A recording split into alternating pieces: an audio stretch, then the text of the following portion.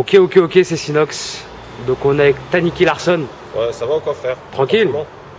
Ouais, ça va quand même, tranquillement, Dieu merci.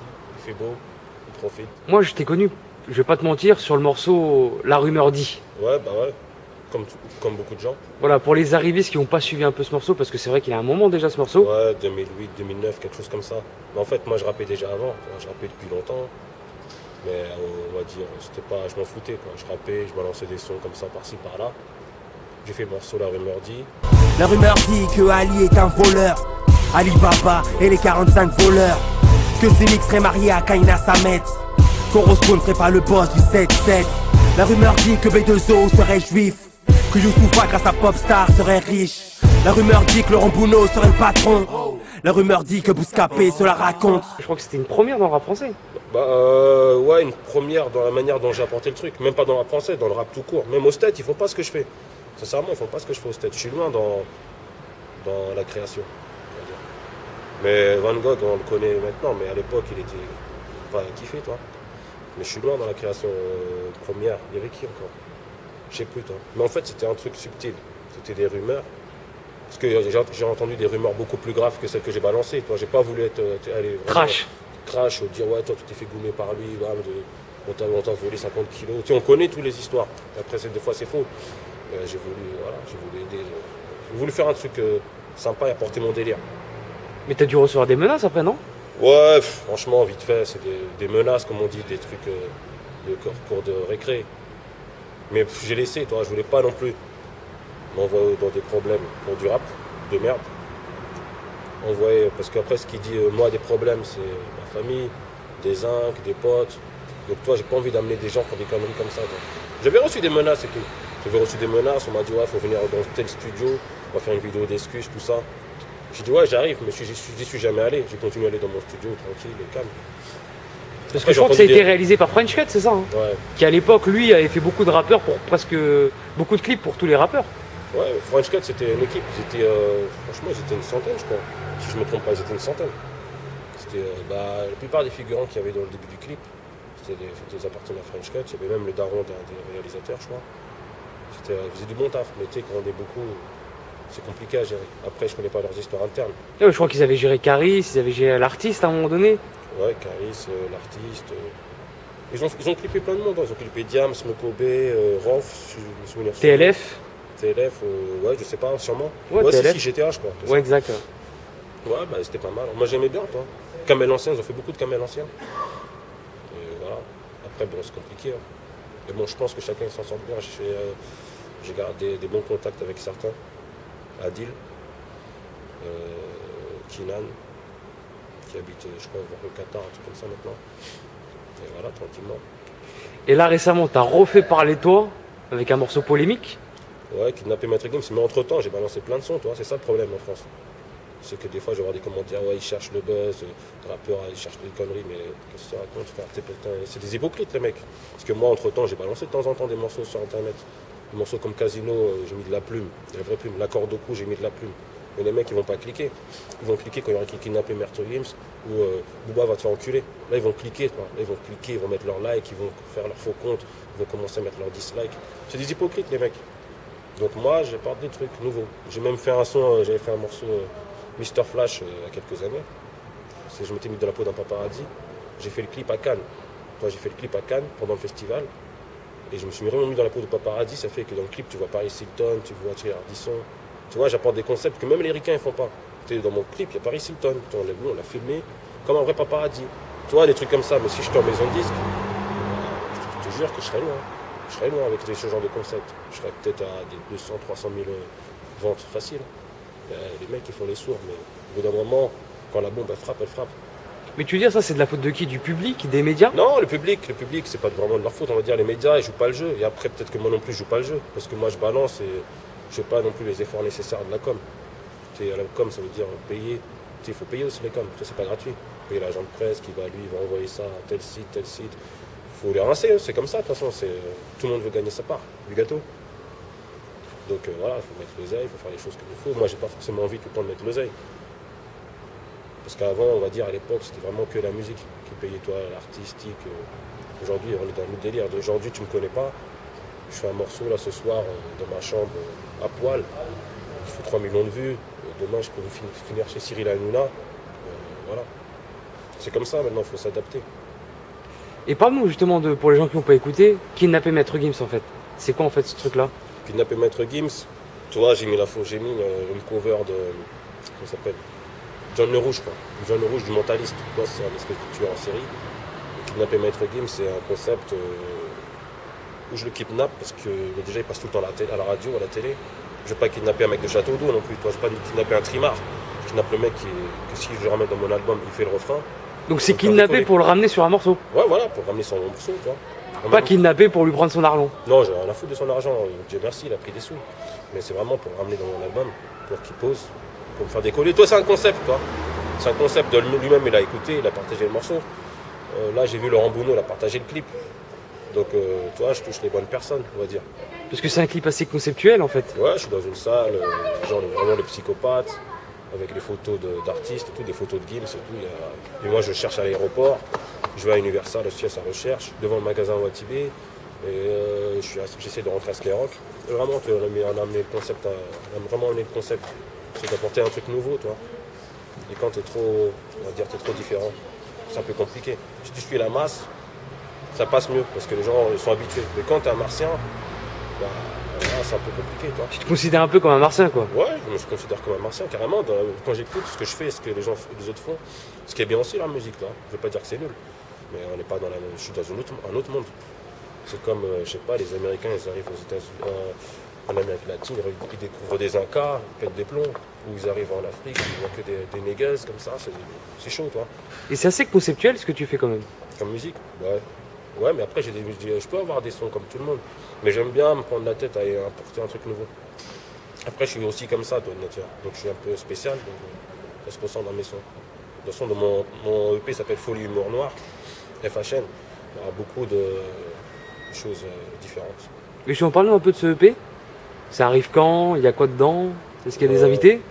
Il y a une invitée, Mélodie Cruz. Il y a une Mélodie Cruz, chante en anglais. C'est une Française qui était partie habiter en Australie. Sur un son sur une prod d'un ricain comme ça, c'est pas mal.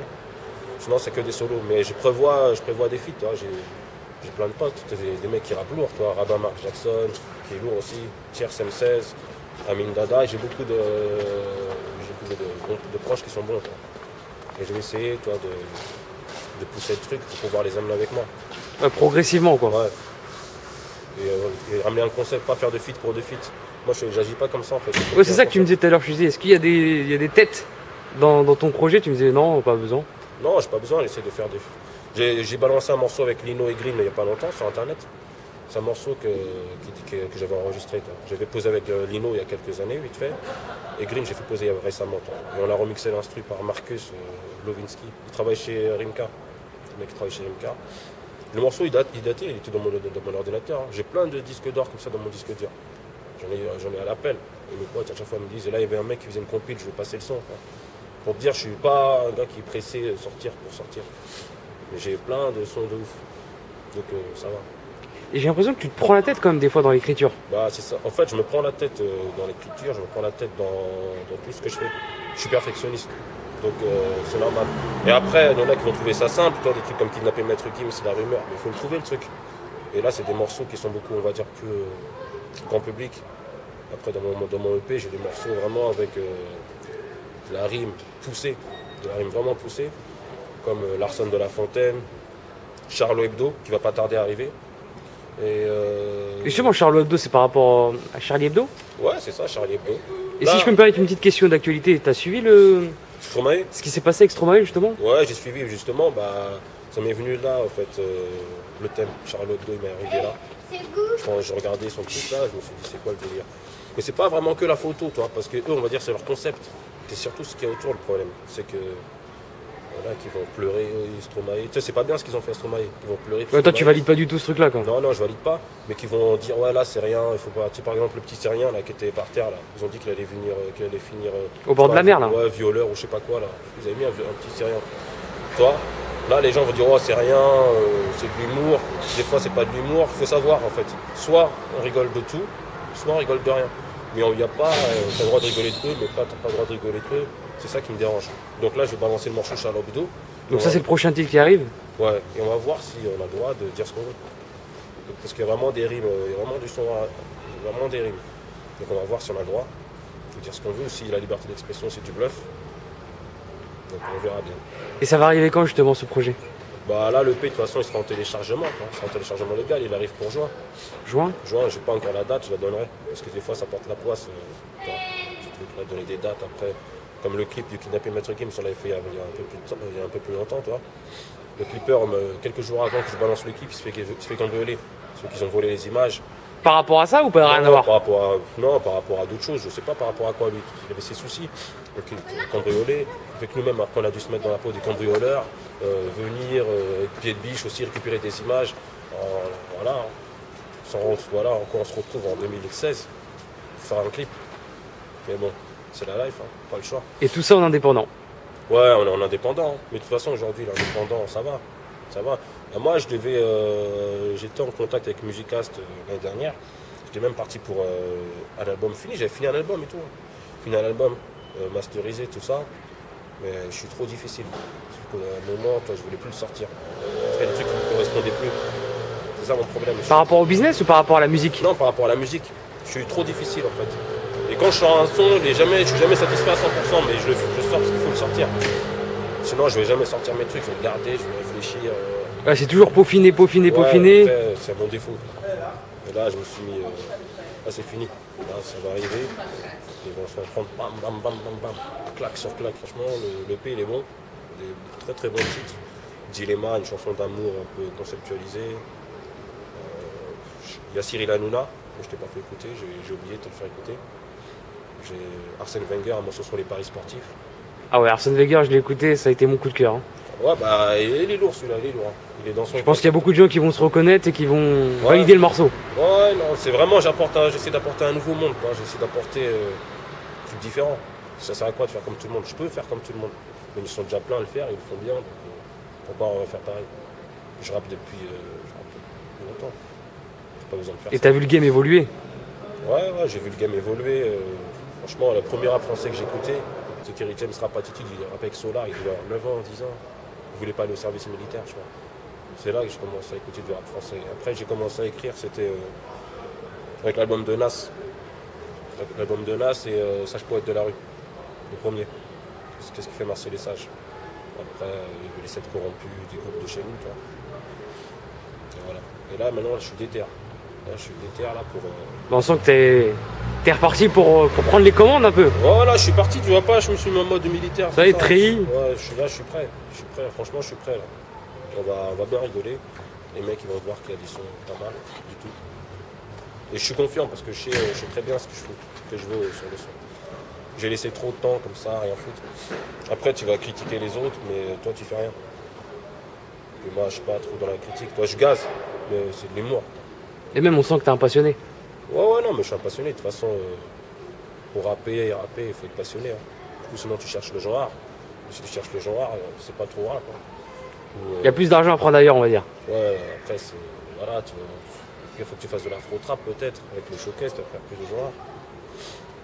L'afro-trap ou. Oula, il y a une espèce de coupé décalé bizarre, non? Ouais, non, MHD, tout ça là. Non, ça c'est de l'afro-trap, mais je pense plutôt qu'il y a du.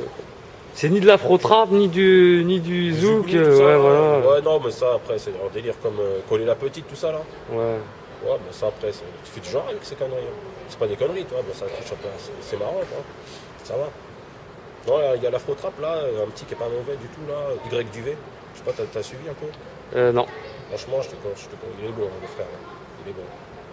Petit frère de Combe la ville là, pas mal. La force à lui en tout cas. Ouais, force à lui, je le revois, hein, j'envoie la force à Tiers M16. C'est des mecs qui sont bons, il y a des passionnés, Rabin, Mark Jackson, Amin Dada, comme je t'ai dit tout à l'heure. Les mecs qui sont passionnés, ils sont bons. Inch'Allah, ça va. Ils auront tous leur place, là. Ils auront tous leur part du gâteau. Dès qu'il y en a un qui va prendre, qui va toucher, il faut ramener, toi. Parce qu'il y a beaucoup de gens qui rappent bien, moi j'en connais plein. Même dans mon bâtiment, il y a au moins 15 rappeurs. Tout le monde n'aura pas sa chance. Il faut essayer de se démarquer. C'est un peu compliqué, mais bon, calme, on va y arriver. Je vais te laisser le mot de la fin. Bassem, arrête tes bêtises. Parce que ça part en vrille après entre les noirs, Rebeu, tu vois, on a bien d'autres soucis. Mais je crois que là c'est fini un peu le truc, non? Ouais, mais il faut qu'il arrête. On sait jamais, toi, s'il reprend ses conneries. Parce que franchement, c'était relou. Et ouais. Mais bon, force à lui aussi, quand même. Ouais, il a fait plus de vues que beaucoup de rappeurs, on va dire, dans cette histoire-là. Bah, il a fait. Bah, il est connu, hein, la preuve, j'en parle dans mon truc. Tu vois. Et même Booba parle de lui. Ouais, Booba parle de lui. Mais Booba, t'as vu, faut éviter. Faut éviter de s'attaquer à B2O. Moi, je suis pas un mec qui écoute du B2O. J'écoute pas de français, quoi. Donc, quand les B2O, j'écoute, pas. Si je vois à la télé, je vais pas changer de chaîne. Mais faut éviter de l'attaquer parce que le mec, il a. Je sais pas combien de fanatiques, toi, 6 millions de fanatiques. Si je balance une punchline sur Booba, tu sais, ça va être. Ils vont me faire des montages, toi, ça va donner mal au crâne. Et dans la rumeur, il y avait une phrase sur Booba. Ouais, mais de toute façon, la rumeur. Si je fais un morceau comme ça, il y en aura pour tout le monde. Hein. Bah, c'est sûr et certain d'inclure Booba dedans. Ouais, B2O pas, tout le monde en prendra pour sa part. Booba, je disais quoi? La rumeur dit que B2O serait juif, que Youssoupha, grâce à Popstar, serait riche. Ouais, c'était ça. Donc voilà. B2O, il a vu sa punchline, hein. Il a mangé comme tout le monde.